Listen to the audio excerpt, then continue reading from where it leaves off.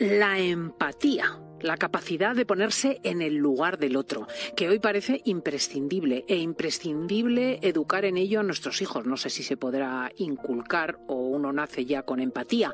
Vamos a preguntárselo a Marian en el diván. Marian Rojas, buenos días. Buenos días, Cristina. Pues la verdad es que sacas un tema apasionante y que cada vez interesa más.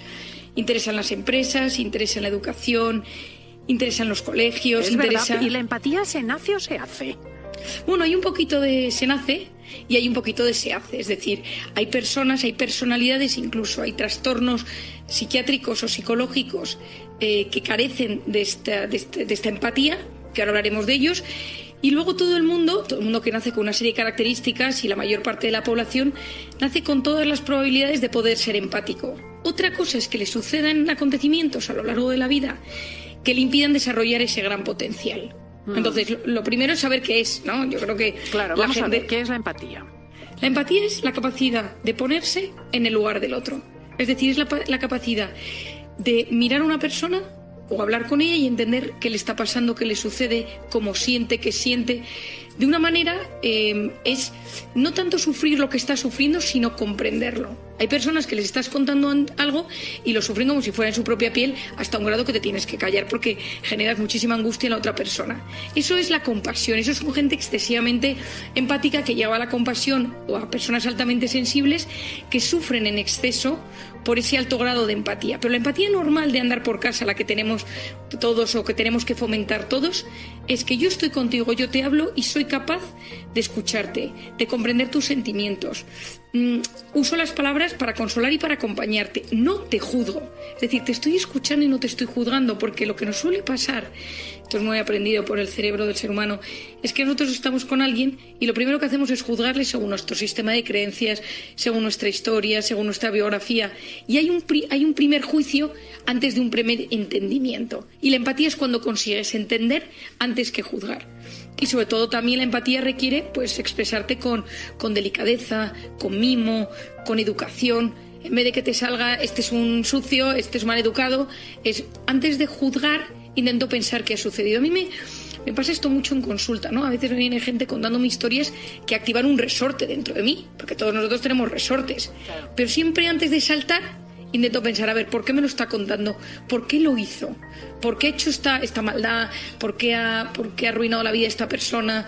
¿Por qué ha sido infiel? ¿Por qué ha traicionado? Y buscando ese por qué, antes de juzgar, ejercitas la empatía. Sí. Y decías antes que se puede educar cierto grado de empatía, pero que hay circunstancias de la vida que pueden desproveerte de ella o que pueden hacer que no la tengas. ¿A qué circunstancias te refieres? Mira, esto es una de las cosas más bonitas que yo he descubierto, que yo no he descubierto nada, pero que yo he llegado al estudio de ello en los últimos años. Cuando me di cuenta que había hormonas que nos activaban la empatía, que esta es la famosa oxitocina de la que tanto hemos hablado aquí. La oxitocina es la hormona del parto y de la lactancia, y es la hormona que se activa en las contracciones y también cuando una persona está amamantando, pero es el signo bioquímico de la empatía. Es decir, tú estás con alguien. Imagínate, tú tienes una reunión de trabajo, tienes que hablar con tu jefe y estás de los nervios. Y entonces tienes que presentar los resultados en la empresa. Y viene un compañero tuyo y te dice, oye, no te preocupes, que si algo no te acuerdas, yo te apoyo durante la presentación. Ese momento de empatía de, te entiendo que estás nerviosa, que te enfrentas a un reto, yo estoy a tu lado y te apoyo, genera un pico de oxitocina brutal porque alguien ha empatizado contigo. Las situaciones de miedo nos impiden empatizar porque activas la supervivencia. Cuando tú vas en modo miedo por la vida, modo cortisol, modo alerta, modo incertidumbre, modo COVID, modo guerra, modo lo que hemos conocido en los últimos tiempos, tu cerebro te impide ponerte en el lugar del otro porque vas intoxicado de cortisol. Y cuando estás intoxicado de cortisol, la oxitocina no puede salir. Y entonces cuando tú vives con miedo, tú vas por la calle llegando tarde a la oficina y ves a un pobre pidiendo dinero en la calle. No ves ni el mensaje, no ves si está con un niño o está solo, no ves si lleva ropa o va sin zapatos, porque tu cabeza no puede empatizar, no puede ponerse en ese lugar. Cuando tú quieres ayudar a alguien tienes que bajar de tu modo alerta para poder conectar con las demás personas. O sea, incluso podríamos decir que un niño con un miedo intenso en la infancia, pensemos por ejemplo en los niños guerrilleros o las niñas raptadas para la prostitución, tienen muchas posibilidades de crecer sin empatía. Bueno, y tienen posibilidades de crecer con un grado de sensibilidad alterado. Es decir, no es lo mismo si tú a lo largo de la infancia has vivido una infancia donde hay gritos, donde hay maltrato, donde hay abandono, donde hay soledad, tu forma de conectar con las emociones de los demás, que esto en el fondo es la empatía, va a estar deteriorada o va a estar alterada. Por eso es tan importante esto en la educación de los niños. Tú me preguntabas al principio, tú me decías, ¿no? Hay gente que no lo tiene. Bueno, por ejemplo, la gente que tiene rasgos psicopáticos son gente que no se adaptan a las normas sociales, les cuesta conectar con los demás, incluso disfrutan haciendo sufrir a los demás, ven a otro enfrente llorar y eso incluso les produce un cierto agrado, ¿no? Bueno, pues esto tiene varias causas, la neurociencia cada vez las investiga más, pero casi siempre hay una herida profunda en la infancia. También están los narcisistas, el trastorno de personalidad narcisista, son personas que solo se preocupan por ellos. Entonces tienes a alguien delante con un problema y es que no te importa. No es que sepas o no sepas, que ni se activa el circuito. Es un tema muy interesante, ¿no? ¿Por qué eres narcisista? Pues por muchas razones. Tú y yo hace un año hicimos una entrevista muy, muy bonita sobre este tema del narcisismo. Las personas, por ejemplo, el trastorno límite de la personalidad. Esto es algo frecuente, muy frecuente en psiquiatría. Si alguien tiene en su familia, alguien con esto sabe. Son personas muy inestables emocionalmente.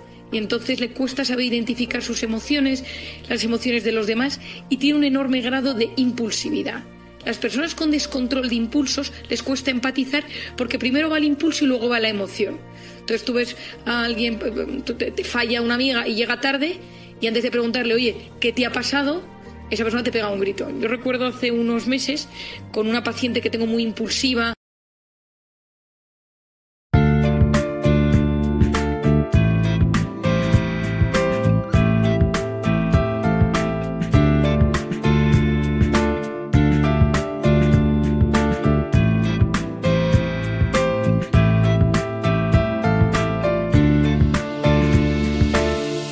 Changed my life with your words and motivation. You helped me to become a better person. I feel so great about your love. Never felt that before. You have changed my life with your words and motivation. You helped me I feel so great about your love. Never felt that before. You are not only good by heart, but you also have a good soul. I'm lucky to find someone as wonderful as you are. I am so thankful to you.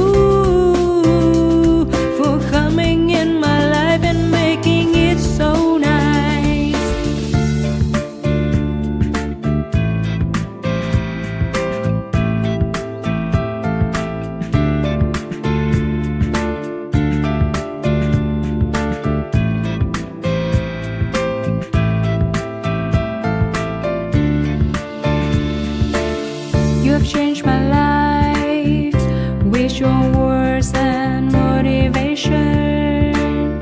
You helped me to become a better person. I feel so great about your love. Never felt that before. You have changed my life with your words and motivation. You helped me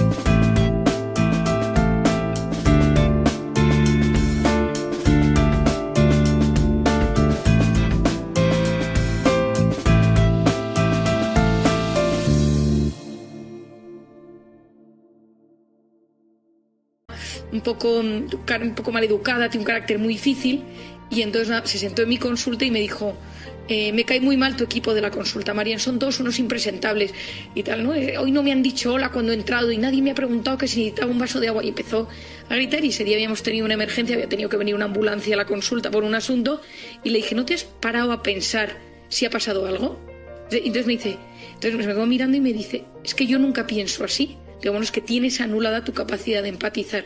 Primero soy yo, mis circunstancias, cómo me siento, y ya luego si a alguien se le ocurre preguntarme: oye, por cierto, que me ha sucedido esto, ¿no? Entonces, claro, la empatía es algo clave en las relaciones humanas. Por ejemplo, ¿cuándo se activa la empatía? Cuando tú ves la cara de otra persona. Las redes sociales, Cristina, son un drama para la empatía. Alguien pone un comentario y da igual, como no le ves la cara, no ves sus emociones, no hay oxitocina, no hay nada, criticas, insultas. Otro día me metía yo en...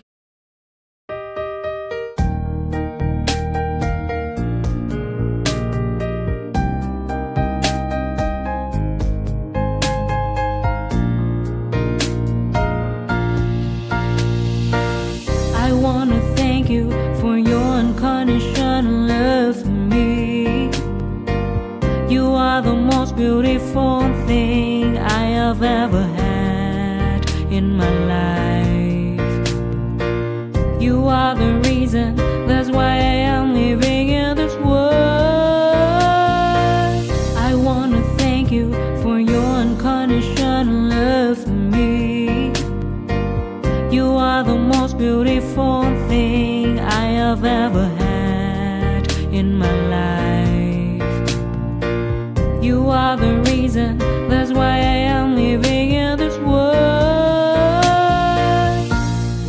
I admire the way you are always there for me. I admire the ways you always take care of me. I admire the way you give your all just to see a loving smile on my face. I admire the way you love me.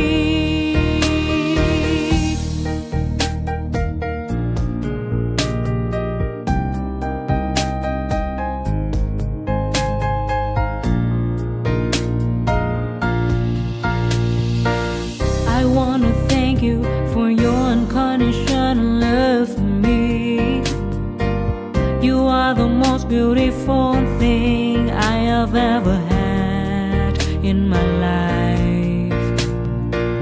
You are the reason, that's why I am living in this world. I admire the way you are always there for me. I admire the ways you always take care of me. I admire the way you give your all just to see a loving smile on my face. I admire the way you love me. I admire the way you are always there for me. I admire the ways you always take care of me. I admire the way you give your all just to see a loving smile on my face. I admire the way you love me.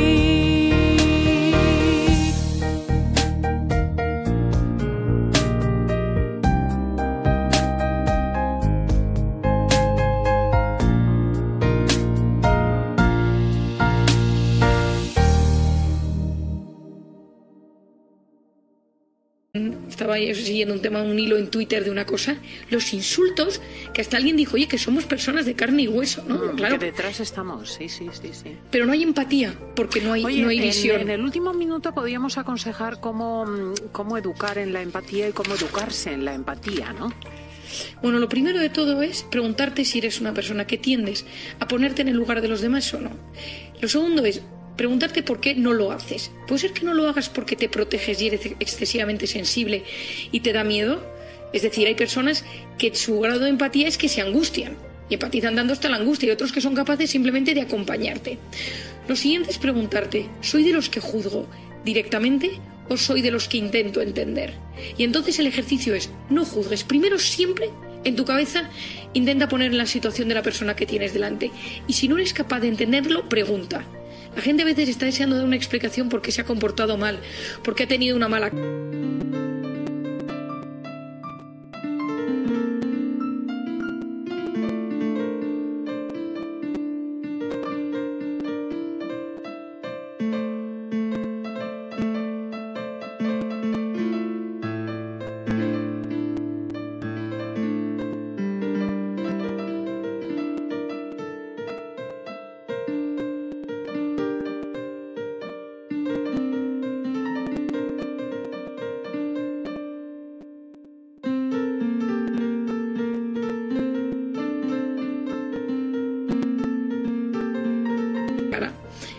a nivel de los hijos, háblales de las emociones. Es decir, si tu hijo viene enfadado porque le han quitado su peonza, sus cromos, sus Pokémon, etcétera, a ti como adulto te parece una estupidez. La empatía es, me pongo en tu situación y claro, para él su mundo no es que haya caído la bolsa, porque ni sabe lo que es, para él su mundo es que se ha quedado sin cartas. Entonces la empatía es que me pongo en tus circunstancias y busco entenderte. Y eso a veces requiere un grado de humildad. Es decir, es bajar del pedestal en el que a veces nos ubicamos y juzgamos las cosas, bajar e intentar ponernos en las circunstancias de los demás para poder ayudarles a que su sufrimiento sea mucho menor.